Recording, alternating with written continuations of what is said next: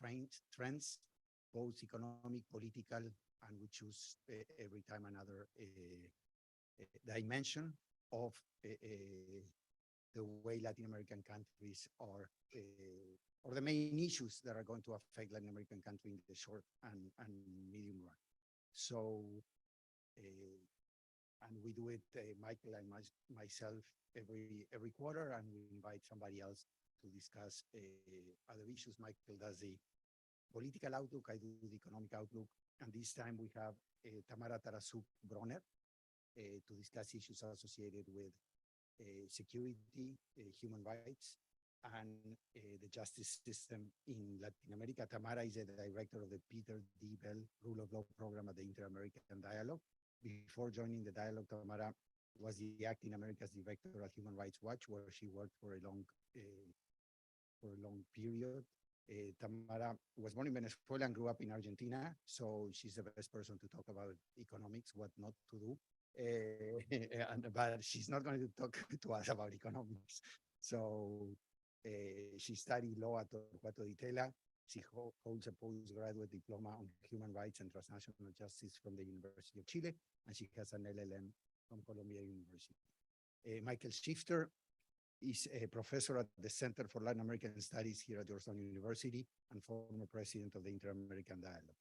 Michael held senior positions at the Dialogue before being the president for 12 years and being the Dialogue to the organization that we know as of today, one of the leading think tanks on Latin American issues in the world. He currently serves as senior fellow there. And before joining the Dialogue, Michael directed the Latin American and Caribbean program at the National Endowment for Democracy, and before that, the Ford Foundation's Governance and Human Rights program in the Andean region and Southern Congo. He held other positions when he was younger.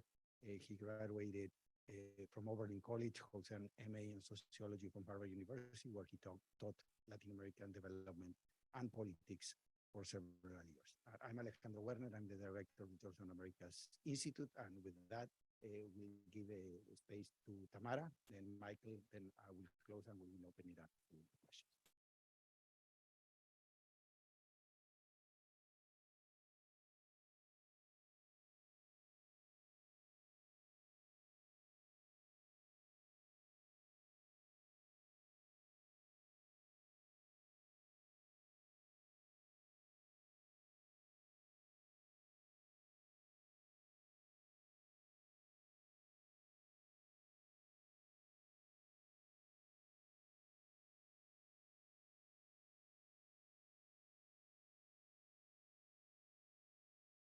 Is this better?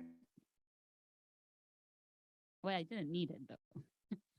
I was saying that the most pressing threat to liberal democracy in Latin America today is no longer a military coup or an abrupt break of constitutional order. What we're seeing that is that democratically elected leaders, once they are in power, they deliberately and gradually undermine basic democratic guarantees like judicial autonomy, the free press, the free expression, electoral integrity. And whether authoritarian leaders do this to perpetuate themselves in power, they do this because they don't want to be held accountable for what they did when they were in power, or just to push forward a policy agenda. The truth is that without an independent judiciary, they have greater chances of succeeding. And we see that very clearly in Guatemala today. Recently, though, some authoritarians have had a hard time. And that, I would say, is because the judiciary has been in several Latin American countries the best line of defense against democratic backsliding. When you hear about lawfare in Latin America, usually you hear government officials who talk about judicial activism with a negative tone, right? The judges are starting to talk about political issues. What I think we should consider is that that is not necessarily a bad thing if what they're doing is setting the rules of the democratic game. And I'll just give you some examples in which the role of an independent judiciary that has upheld electoral integrity and the right to vote for people in different countries is actually essential to channel political views democratically in the region. So if you look at what happened in Brazil during the 2022 elections, for example, it's pretty clear that the federal judiciary, which includes the electoral system, was able to uphold the right of Brazilians to vote, free and fair elections, despite blatant attempts by Bolsonaro, who was president at the time, to undermine the electoral system with unfounded allegations of electoral fraud, personal attacks against the Supreme Court. And it's not a coincidence that after Lula took office in January this year, there was a mob attack against key democratic institutions in Brasilia that has a striking resemblance to what happened in the capital here a couple of years before in January 2021. And more recently, the Brazilian Electoral Tribunal, Superior Electoral Tribunal, actually went a step further and forbade Bolsonaro from running for office for 8 years, accusing him of abuse of authority, of improper use of the media, for participating in a televised meeting with foreign ambassadors in which he claimed electoral fraud. If you look at what's happened in Mexico, the Supreme Court has declared unconstitutional several decrees that attempted to undermine the independence of the National Electoral Institute. These decrees would have cut INE's personnel by 80%. They would have interfered with the way the institute managed its budget, its functions, the most basic system. And INE, the National Electoral Institute, was fundamental to stop 70 years of one-party rule in Mexico. So this was a very big deal. Since then, the government of López Obrador and his supporters have continued to put forward proposals to cut the budget of the judiciary, to elect judges by popular vote. So clearly, the battle for Mexico's democracy is not over. If you look at what's happening in Guatemala today, the Constitutional Court of Guatemala, the Supreme Electoral Tribunal were instrumental in allowing Bernardo Arevalo to be able to run in the second round on August 20th and win the elections. Despite widespread corruption, blatant attempts by those empowered to undermine the electoral outlook, what we saw was a judiciary that allowed Arevalo to run, probably because no poll predicted that he was actually going to make it in the first round, because otherwise his results would probably have been similar to every other anti-establishment candidate that made it to the polls and was immediately disqualified from running.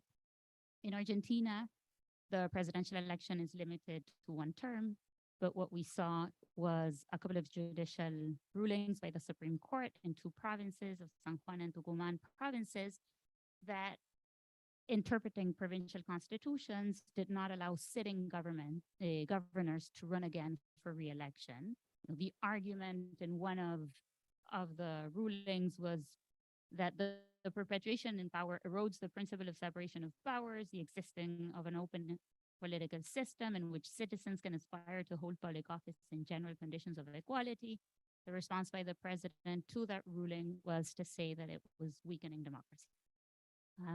And this is in a context in which high-level officials have repeatedly during this government employed hostile rhetoric against the government, and this is the context in which presidential elections are taking place next month. In Ecuador, while there's an electoral tribunal that deals with electoral matters, you have a constitutional court that played a fundamental role in allowing the current elections to take place. This is a very unique provision in the Constitution that's called Muerte Cruzada, cross death, that allows the president to call for elections of every member of parliament and the president. There was an attempt by some members of Congress to ask the court to stop this election to move forward. There was political pressure for this to happen. The court declined to do so, and they ruled, citing the Constitution, that the elections would move forward. This not only protected the right to vote, but it allowed Ecuador to move from a very politically complicated situation democratically out of a severe political crisis. And there's elections scheduled for October next month on the 15th.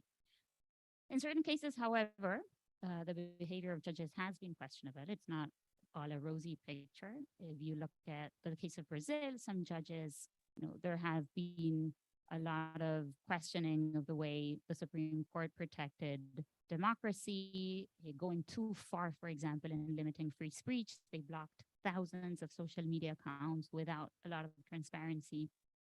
In Guatemala, the Attorney General continues in a quest to undermine the ability of Arevalo to take office on January 14th. And it still remains to be seen what's going to happen with judges that have in the past adopted politically motivated decisions. In Argentina, there are recurrent complaints of corruption in the justice system and a federal justice system that typically investigates those in power only when they leave power. And in Ecuador, despite reforms that have allowed the Constitutional Court, for example, to be an independent body that did what they did with the cross-death provision, you actually have political actors and local judges that continue to misuse judicial recourses for political purposes. An extreme case of political takeover of the judiciary is the case of El Salvador, where there are presidential elections scheduled for next year. The Bukele administration, when they took office in 2021, they actually removed and replaced members of the Constitutional Court, of the Supreme Court, and the Attorney General. That generated a system in which there are no checks and balances left. The new constitutional chamber has allowed Bukele to run for re-election despite several constitutional provisions prohibiting it and prior case law of an independent constitutional chamber that actually had forbidden immediate re-election.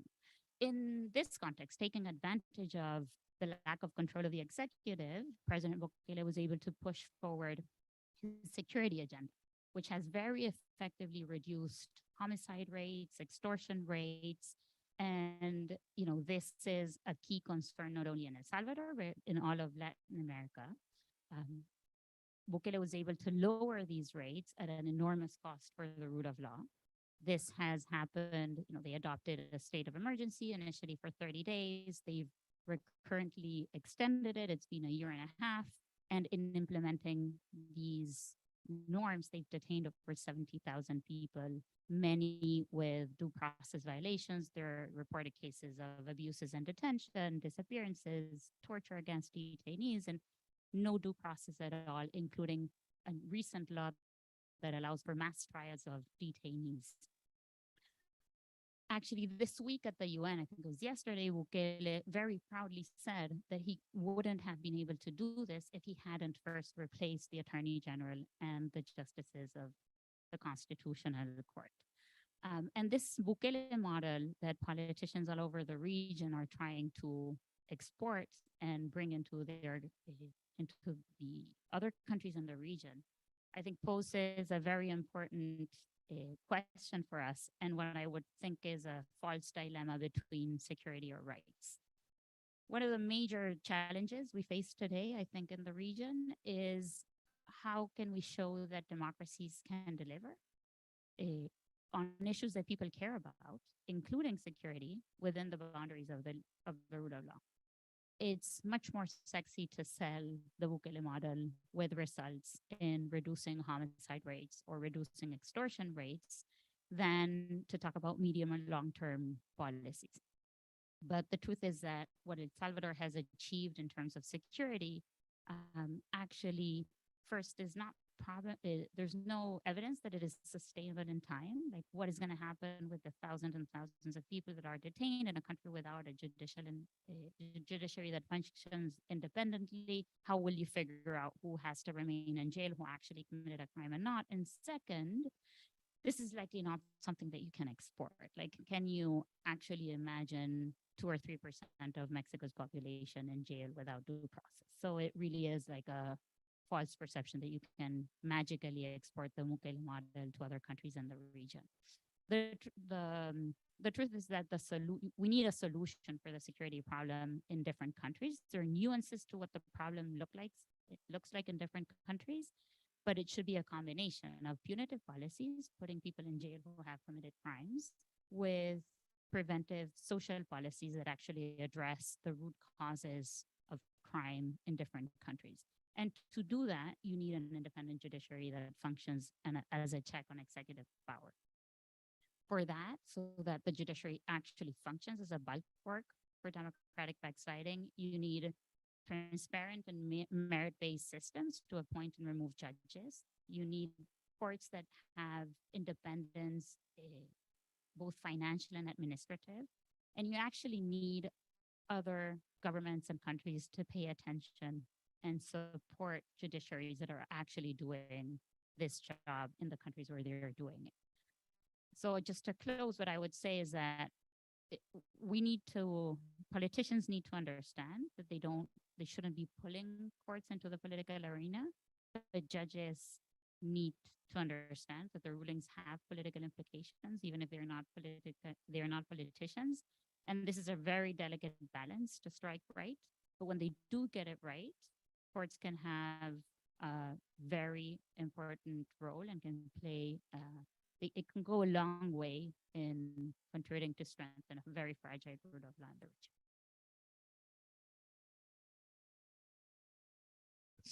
There's a lot to discuss there. I mean, both from the judiciary aspect and to the security issues that are facing the region today. So with that, we turn it to Michael, I mean, to hear his political outlook for the region. Great.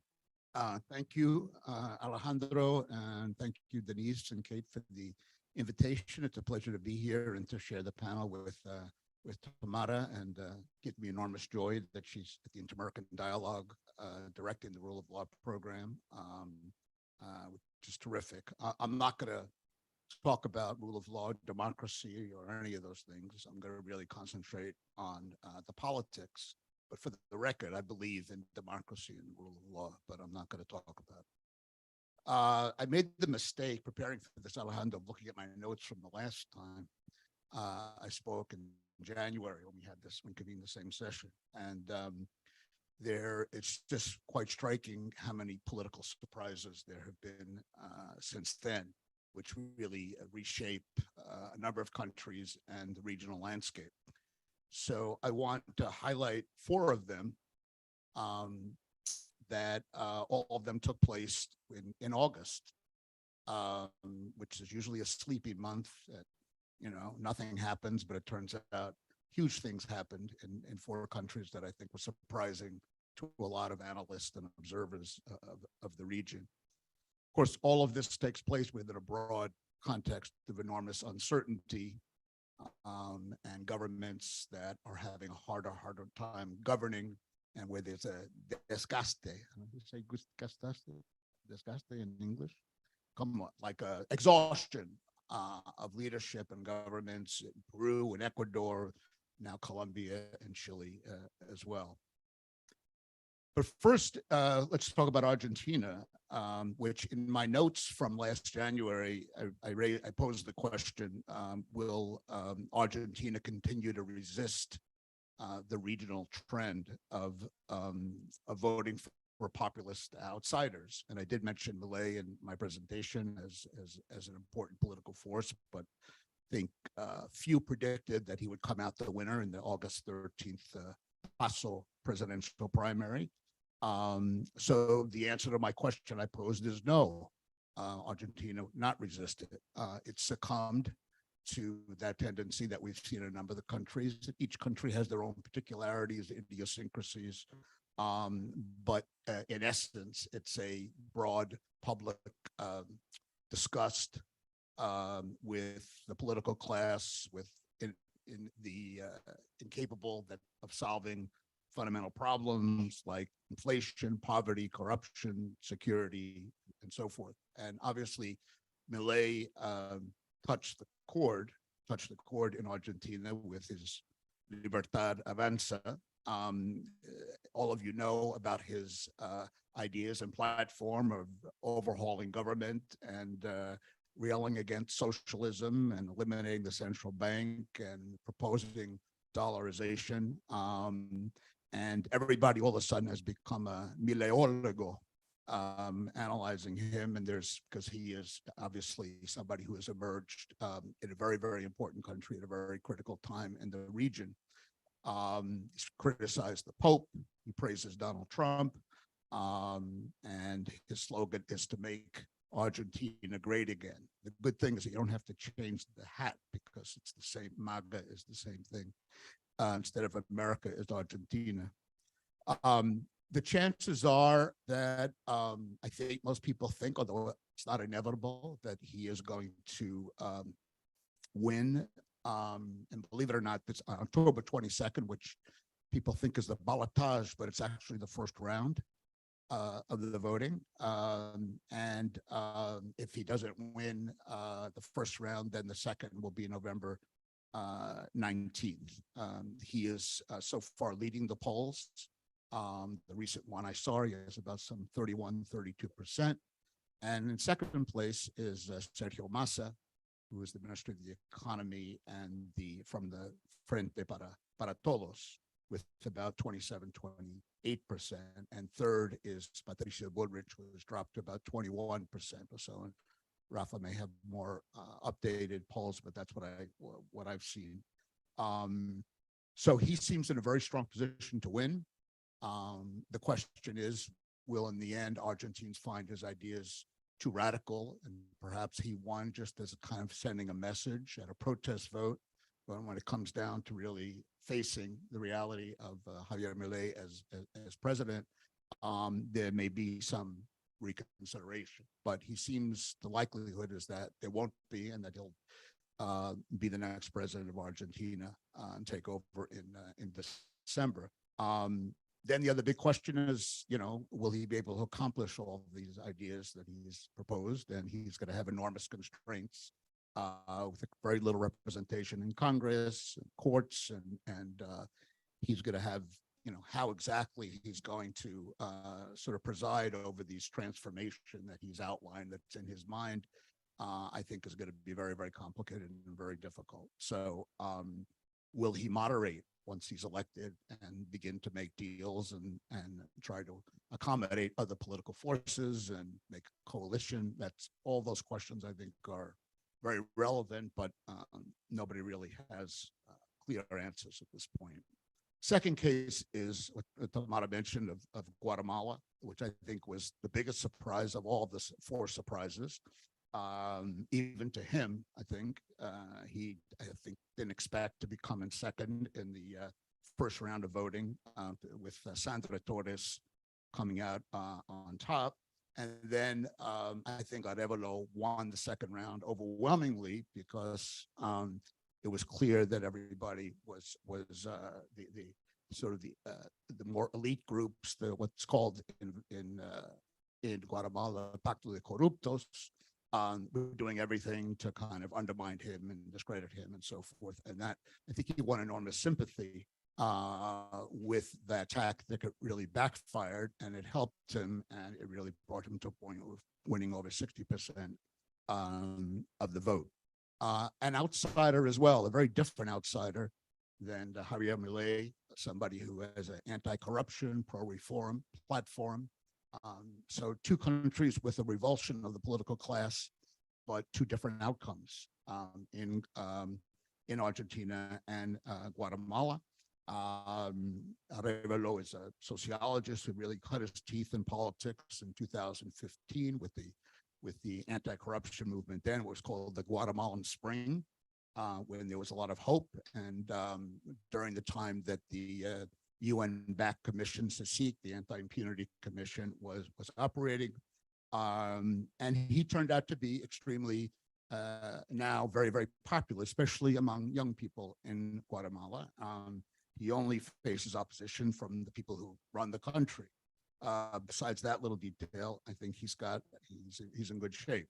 So as Tamara mentioned, there are continuing efforts as we convene today to try to weaken him and undermine him, and using all of the sort of the Attorney General and other offices in Guatemala.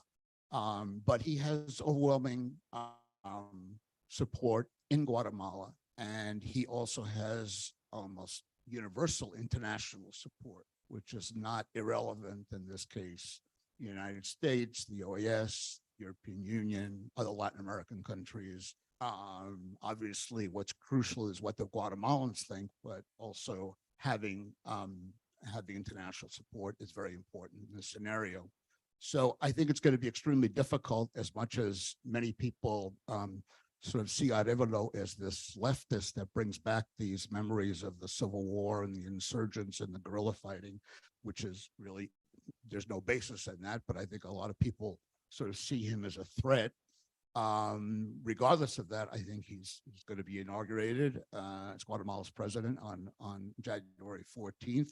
The question is, you know, what he'll be able to accomplish. And I think right now, the strategy of a lot of groups is who are unhappy with the result is to make it impossible for him to really govern and carry out his agenda. Of course, I had no idea.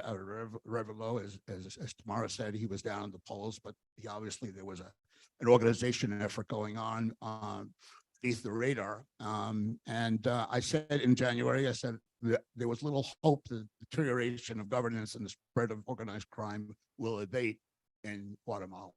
That may still be true, despite the fact that we have a president who's committed to reform.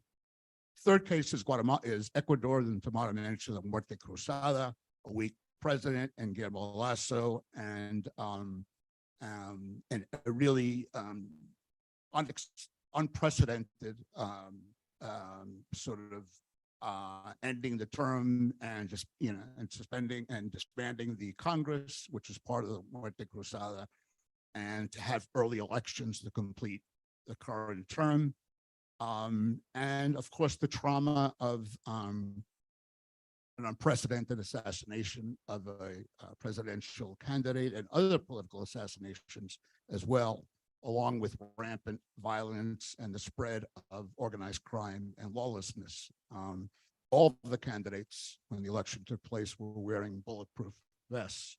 In a country, when I used to go to Ecuador not too long ago, 4 or 5 years ago, was kind of a sort of the model of tranquility and social peace. No country has deteriorated in terms of public security as rapidly and dramatically as Ecuador. And now we have in the first round, predictably, the representative of the largest dominant political force in the country, which is Correísmo, La Revolución Ciudadana, Rafael Correa, who operates from Belgium. Luisa Gonzalez got 33% in the first round. Correa is very, very strong in Ecuador's Congress and also in many of the cities, the major cities in Ecuador. So it's a strong political force. So it's not surprising that she came out on top. But the big surprise was who came in second, Daniel Noboa, who actually did well because he performed very well in the debate. Everybody thought the conventional wisdom was that debates don't matter. And in this case, it matters. And it did matter. And he also had strong support among the young people, like Arevalo did in Guatemala.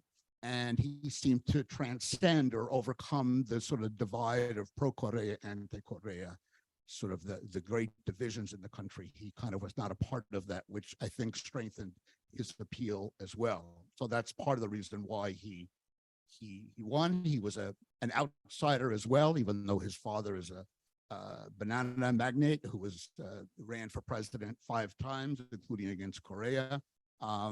So it gave him some name recognition, even though he was really a political novice. Today, Noboa, the elections are going to be on October 15th, so coming up pretty soon, in less than a month. And Noboa is in the lead with about 53 to 55%. Gonzalez about 44 to 46%. 15% still are undecided or unsure. And I think what to watch is the next debate, which is October 1st. It's debates have turned out to be important in Ecuador, and there'll be a debate between the two major candidates, and that might be relevant to see how they perform. Whoever wins, whether it's Gonzalez, Noboa, the main task is to create minimal conditions of governance. Noboa has talked about a consulta popular. Gonzalez has talked about a constituente, a new constitution. I think the assumption is that whoever wins will seek re-election, which will happen in just over a year, in early 2025. And the real risk for Ecuador, I think, is that either one who wins will resort to populist measures rather than focus on the country's fundamental problems, because they'll be in campaign mode as soon as they take office, because the election comes so soon, which is the official end of Lazo's term. Noboa, if he wins, would be the youngest president in Latin America at 35. Just a final comment on the fourth big surprise, when I said in January here that I didn't see any real serious challenge to the Morena candidate in Mexico for next year's election in June of 2024. I think there is a challenge now who emerged. It was a very appealing candidate. It was a great personal, compelling story. Xochitl Galvez, who's become a bit of a phenomena in Mexico, and the PAN and the PRI and other parties support her. She's a good communicator. She comes across as very authentic, and she seems to have, caught on in Mexico, and has thrown AMLO, Lopez Obrador, a little bit off balance, as we see in a lot of his attacks against her in his mañanera sessions in the morning.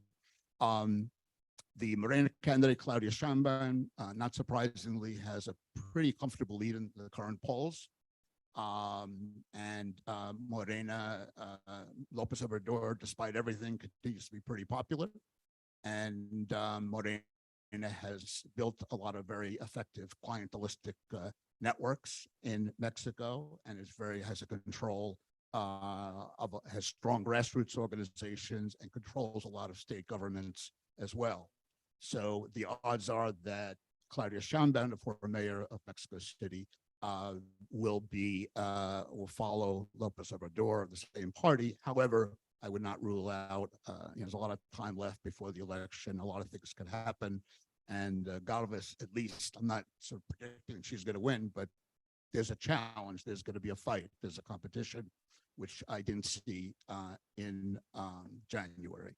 So anyway, we'll see whether the anti-incumbency trend that we've seen in Argentina, Ecuador, and Guatemala, the three other cases, will also happen in Mexico. That's a big question. Right now, it doesn't seem that way, but a lot of things didn't seem that they were going to happen when I talked last in January, and they did. So one never knows. And finally, just on Bukele, I'm going to go out on a limb and say I think he's going to be reelected in February. So thank you, Alejandro. Part will be right on your notes when he has 96% approval rate or something like that, no? And well, thank you very much, Michael. It's good that I didn't keep my notes, so I really do not know that well what I said. But on the economy, I think things turn out relatively as expected in 2023. Maybe both Brazil and Mexico are growing a little bit faster than people expected at the beginning of the year, but the region as a whole is running at around an expected rate of 2%. So Mexico is a country that is expected to grow at the fastest pace in 2023 at around 3%. Brazil and Peru will follow Mexico. I think Peru around 2.5%, Brazil around 2%, and then Colombia slightly less than 1%, and Chile might be facing a recession. That's what people are anticipating. And I think there are a couple of questions when one looks at these numbers. I mean, first, why is Latin America slowing down? I mean, Latin America grew at around 7% in 21, 4% in 22, and now 2% this year. I mean, obviously, the very simple answer is that whatever bounce back Latin America had from the COVID recession is kind of over, and Latin America is going back to its lackluster potential rate of growth of around 2%. I mean, you have countries like Chile, Peru, Colombia that should have a growth rate that's slightly higher than that, the potential growth rate more in the range between 3 and 4. However, I mean, to the extent that you have Brazil and Mexico having potential rates of around 2%, that makes for the average of the region, that makes maybe 6% of total GDP. Then you have Venezuela doing weird things, but around a completely disastrous level. I mean, Venezuela dropped 70% in terms of economic activity from 2015 to 2012. And now some years faces some recovery, but from these very low levels. No? And Argentina also having a recession this year, but in a way, we are at what the average growth rate for Latin America traditionally is. I mean, if you look at growth rate in Latin America from 1990 to today, it's around 20%. And also in 2023, a lot of the macroeconomic stimulus policies were removed, both in 2022 and 2023. Both, I mean, fiscal expansion and fiscal support programs that were put in place to support the economy, families, and firms during the pandemic, and obviously also a stimulative monetary policy that once the global inflationary shock came, central banks in Latin America reacted quite quickly, increasing interest rates and tightening monetary policy. And also, so maybe, I mean, 2020, 23 and 24 are years in which we have a slightly below potential rate of growth, because on top of the bounce back effect being finished, we have a little bit of significant policy tightening going on. That's particular what's going on in Chile. And that's a bit what explains the difference between the countries. Mexico, that was a country that didn't put in place almost any stimulus. Now they are not taking away that much stimulus either. So they're still growing faster than other countries, but they're growing from a much lower level because they did not recover that fast, because the government did not expand fiscal policy, and their expansionary monetary policy was much less aggressive than in other countries. On the other hand, when you look at Chile, was maybe the country in Latin America and the country in the group of emerging markets that put in place the most aggressive fiscal and quasi-fiscal experiment during the pandemic.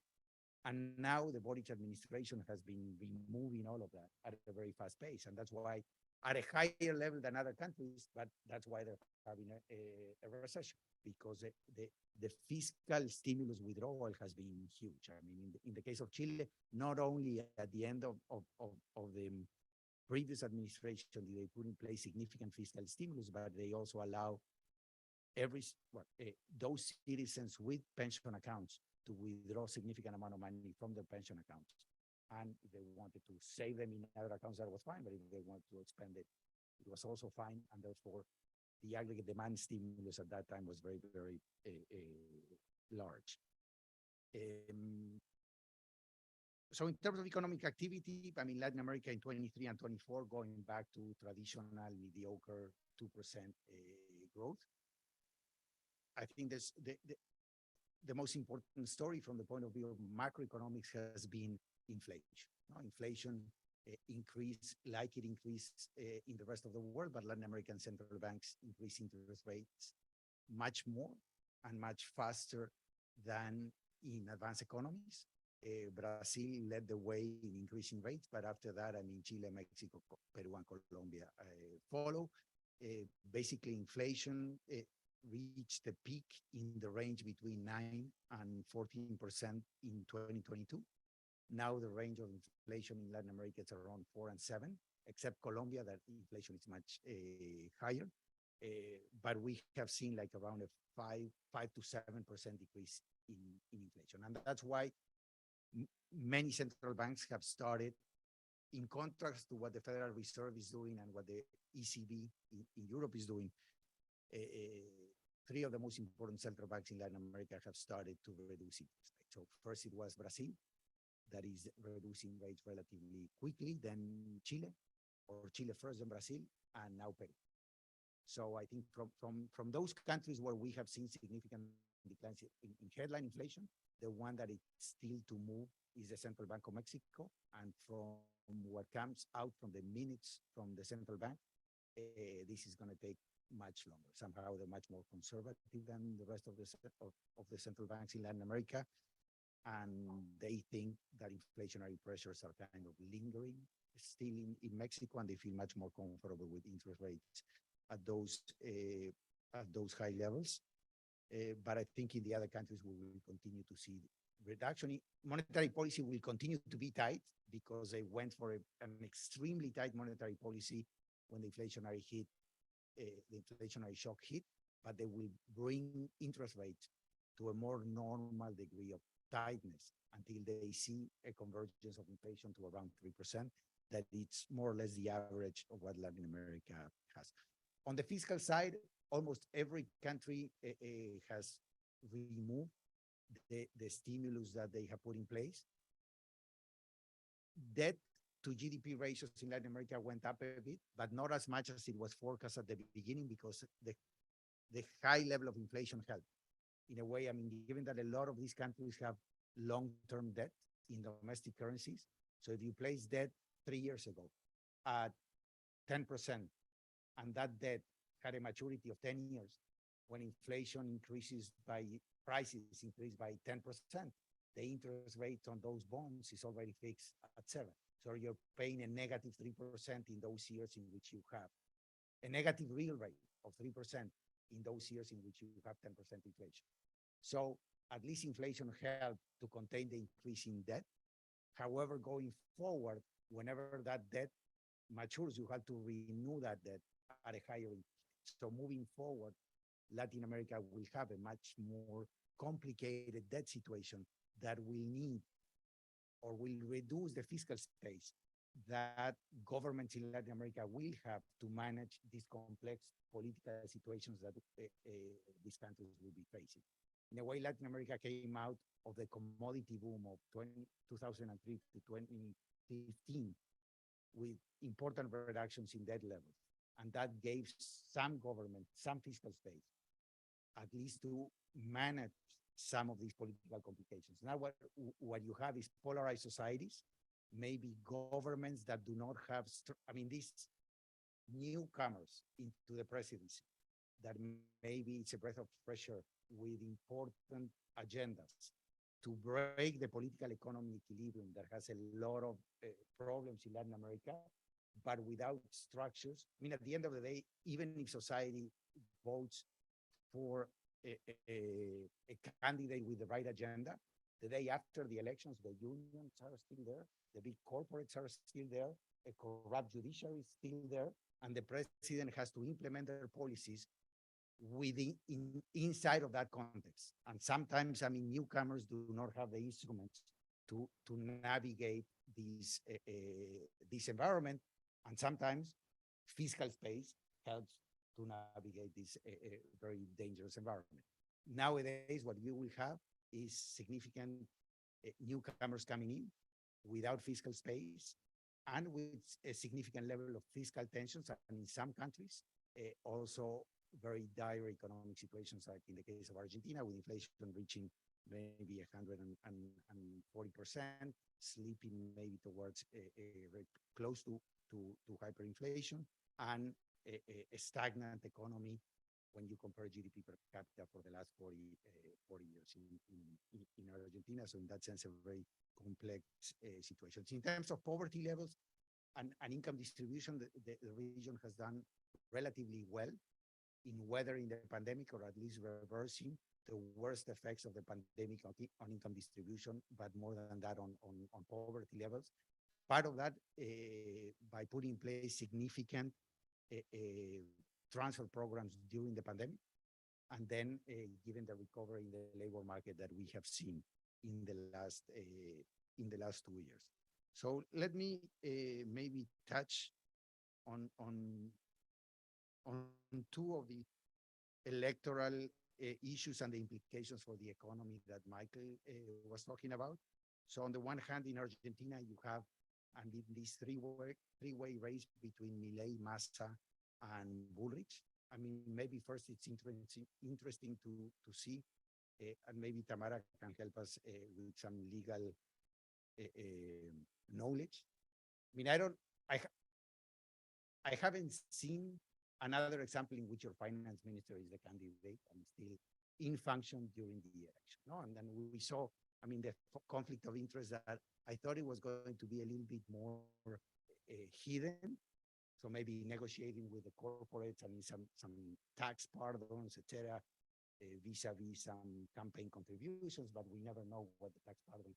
But it's completely in the open. I mean, reduction in taxes for the whole population being passed in Congress.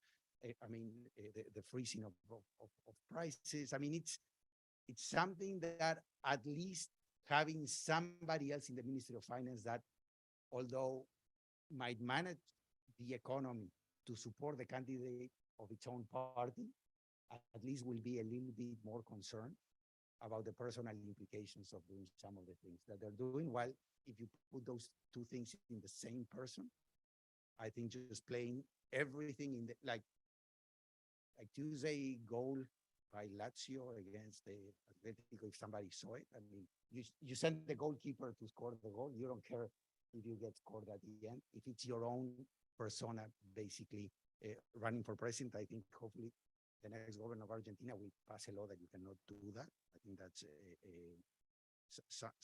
something interesting. But I think the other important issue is last time that when the Peronists were in government and they were running against Macri, the election became a stabilizing force for the economy. Why? Because to the extent that people were expecting some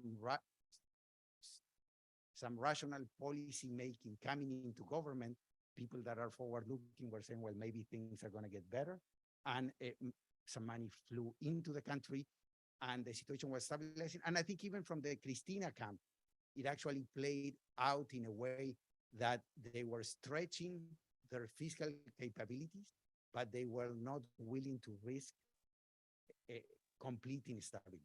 This time around, you have two very negative forces. First, I think with inflation running at 120, 30%, maybe Massa says, really, if it's 150 or 160, it's kind of the same. I'd rather put more money into people's pocket, even if inflation increases between now and October. So policies, I would say, even from the government, are much more destabilizing than they were before. And then on the other hand, when you have a proposal, I mean, Michael went through all of the complex set of restrictions that maybe a Milei administration might face if they get into government. But the other one is, if you want to dollarize and you don't have dollars, then it's very hard to do it. And I mean, the only way that that can happen is if actually you have a hyperinflation before that. So basically your monetary aggregates in domestic currency get evaporated by a significant burst of inflation, and then you can dollarize, because at the end of the day, what you're comparing is domestic monetary aggregates against the amount of dollars that you hold on, you can get hold of. So if you cannot increase the amount of dollars that you can get hold of, you might reduce the amount of pesos that are circulating and peso assets in the economy by a burst of inflation. And to the extent that Milei's probability of getting into government become higher, that scenario becomes more probable. And then you have a situation in which getting Kirchner Peronism out of government doesn't become stabilizing. It becomes maybe destabilizing for the economy. And that's what we're seeing today, both because of the proposals of the incoming government might need a burst of inflation, and also because the current government really doesn't care about stability that much, and it's running a populist policy on steroids. And then Mexico. I mean, I think what Michael said is exactly what's going on. I mean, the opposition parties have they set up a process to choose a unique candidate among all the opposition parties. Out of this process came out the candidacy of Xochitl Gálvez that Michael talked about. I would say that in the last week, the issue in Mexico is if another party that is called Movimiento Ciudadano will have their own candidate. And if that were to happen, people tend to think that a third candidate will eat a little bit of the votes for Xochitl Galvez and then make it even more likely that Morena will remain in power, especially that in Mexico, and I think Michael said that, there's no second round. So in a way, with 35, 37% of the vote, 38% of the vote, Morena can get re-elected. I would say the second question is if we're going to have, as it seems today, a very polarizing election, or if one of the candidates might decide to move a little bit to the center and to take that vote that is at the center. It seems that that has not been a winning strategy anywhere in the last 10 years, but it might be the case, and maybe to try to reach some kind of synthesis between, I think, a diagnosis that López Obrador had of what was affecting Mexican society that I think touched upon many of the right points, but then on the implementation of his policies, he has not addressed any of those issues that well. And I think a much more technically and modern driven public policy that was kind of the characteristic before. So if you can think of a policy agenda that is driven by analytics, rational policy design, but in its objectives, it significantly increases social mobility, equality, social services, etc. I think it might be an agenda that really gets the support of the population, and maybe that's what we will see. Finally, I mean, two important things in the medium term for Latin America. One is what people have been calling nearshoring, that is the movement of mostly manufacturing production for export from Asia, especially from China, to other places, basically to avoid not only tariffs, but also to avoid, I mean, uncertainty regarding the property of technology, trade secrets, etc., by Western firms, and those firms moving to other places, and some possible destinations might be in Latin America. And second, the energy transition agenda that should be helpful for Latin America. I mean, a lot of the commodities that you will need for the energy transition, Latin America is intensive on those. Latin America is intensive on renewable energy as well. And therefore that could be a benefit for the region, although these benefits are very unequally distributed in Latin America. You can think of Chile, that it's a country that exports copper, has lithium, and it's an importer of oil. And you can think about Colombia, that it's an exporter of oil, suffering, while Chile being maybe a key player that will significantly, and on top of that, it has the rule of law and other things that might benefit from the energy transition, like when we are thinking about medium-term forces affecting the economic outlook for Latin America. So with that, let us close our presentations, and maybe we have time for 2 or 3 questions. We can pick them up, and then we do a round of answers.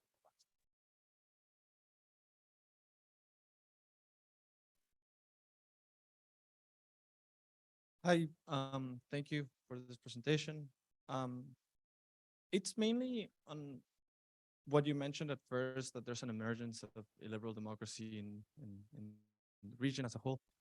Claudia Sheinbaum is most likely going to become Mexico's president. We see a president reliant on the armed forces for governance and civilian purposes.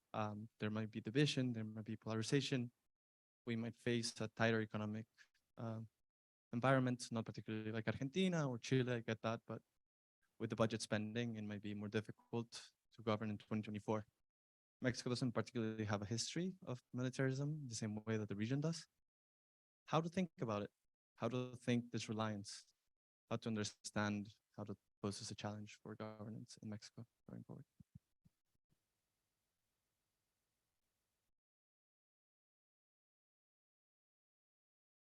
Thank you. Actually, this, well, Gabriel Farfan from Georgetown University, professor and graduate here. Actually, this goes pretty well with what he addressed. That what would be your take on the fact that Mexico increased the military budget,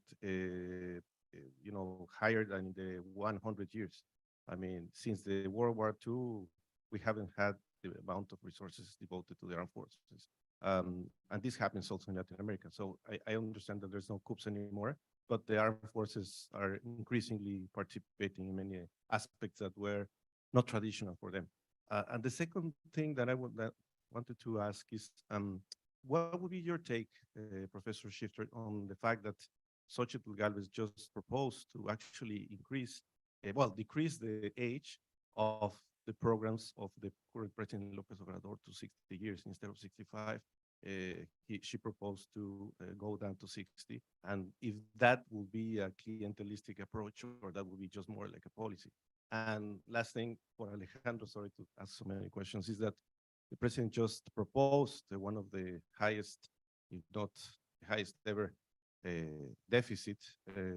primary deficit in years in the history of Mexico, in the contemporary history. So that will be a problem you see, or it's just a hint?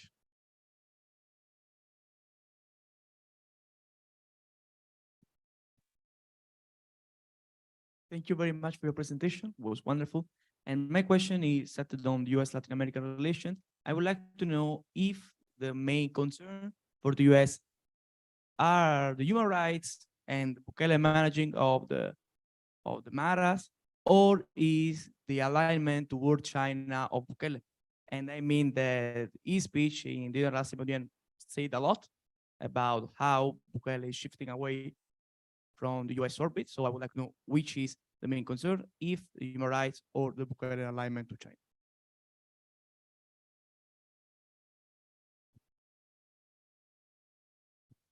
Hi, thank you so much for being here. I have a question regarding to Mexican, the next presidential elections in Mexico. For the first time, Mexico has two women running for the presidency. So I wanted to ask, what is your take on of what's the political outlook for economic and political for Mexico coming up after the elections?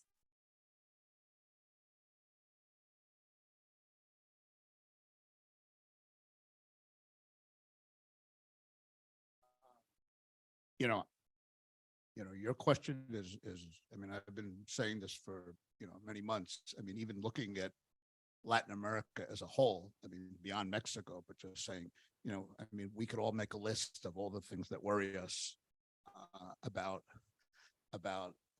what's happening in the region from a perspective of democracy. I think to me, what's happening in Mexico with the militarization is the worst. And I've said this, I've written it, so I'll just, repeat it. It's obviously being, I mean, when I went to graduate school and studied, Latin America, there were all these courses about the military, but never about the Mexican military. No one ever studied the Mexican military because it was never an issue. The Peruvian military was an issue, the Argentine military, the Chilean, the Brazilian, but in Central America, obviously, Mexican, it was just, kind of civilian. They sort of under civilian control. There was never a kind of issue. But I think, what AMLO has done is to empower the military, both economically and politically.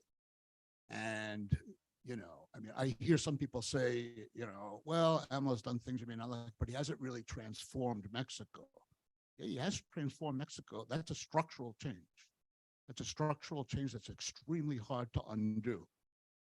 And so Xochitl Galvez, if she wins, what is she going to do with the military that's entrenched and in control of all these kind of economic operations? So I think it's a very, very, it's a huge worry, and I'm surprised that it's gotten so little attention, because I think it has big implications for the region.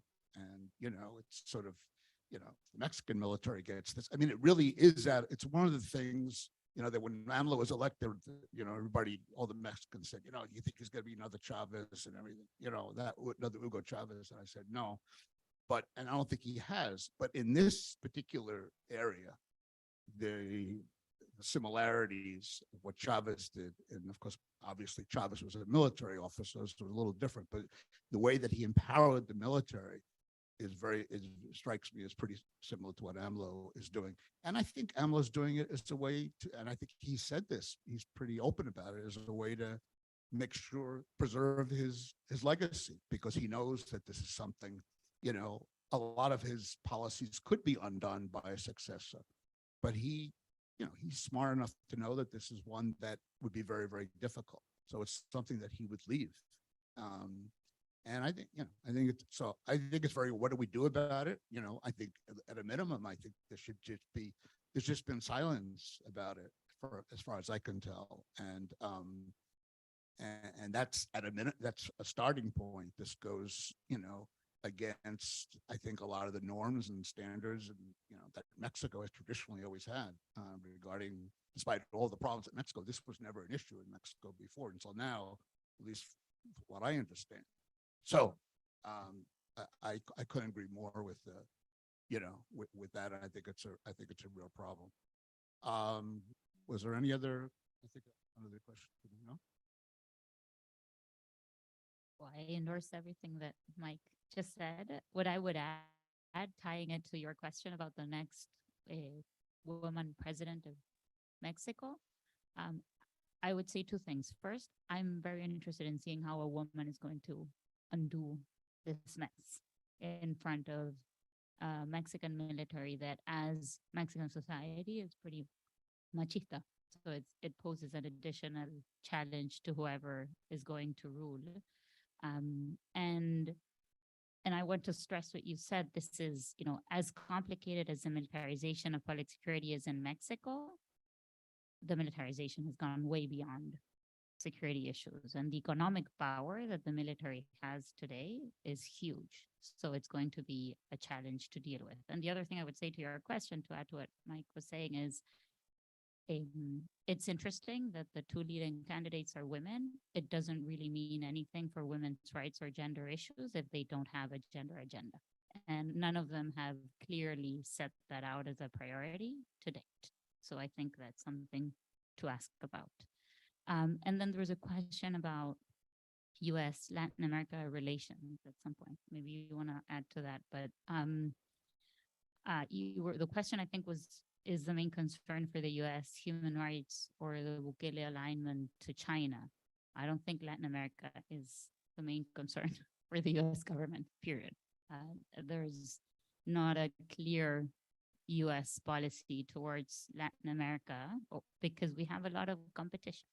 There are a lot of things happening in the world to which the US government today is paying much more attention. And it seems to me that the policy is driven more by internal concerns, including migration or elections and votes, than actually clear policy, which doesn't mean that this government clearly has a more favorable rhetoric in terms of human rights and democracy than the previous administration.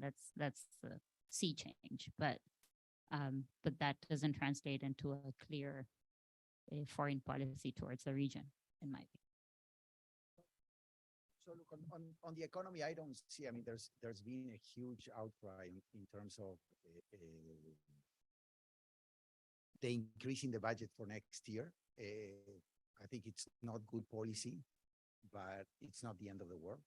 I think the government will be able to finance it.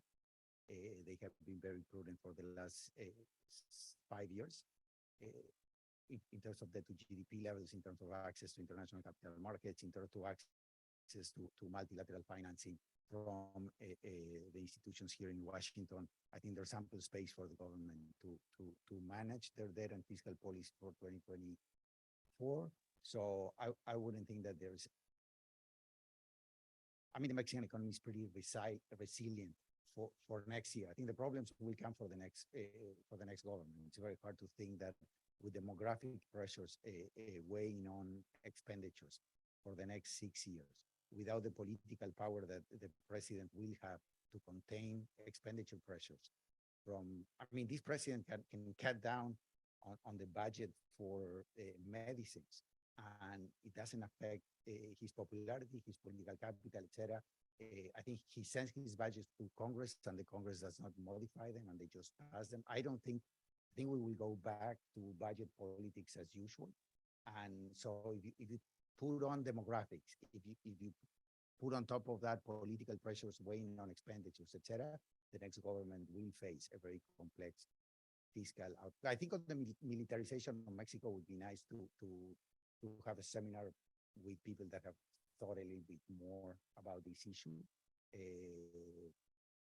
because it runs among so many dimensions.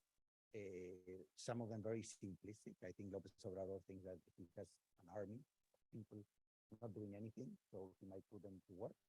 It goes through basically borrowing the reputation that the military has. So if you're able to put a couple of military people in each municipality in Mexico, and they know that the government put that people in the municipality, that really generates support for the government. It goes along the lines of maybe locking in some of López Obrador's agenda. He might be given more political voice to the military for whatever reason he thinks. I mean, he might think that that will work in favor of his party in the short term, but in the medium term, that might backfire. So I think that's an interesting topic to really spend the session with people, because I mean, it has been an issue that Mexican analysts have been discussing for the last couple of years in depth, and I think it would be important for us to hear them and discuss. So with that, I think we went a little bit over time. We thank you all for coming, and we'll see you in the next event. I mean, we have several events in the next couple of weeks. We will be discussing the Argentinian economy next week. There will be a Peruvian political scientist discussing his book on democratic backsliding in Latin America as well. And those are a couple of the things that we have coming in the next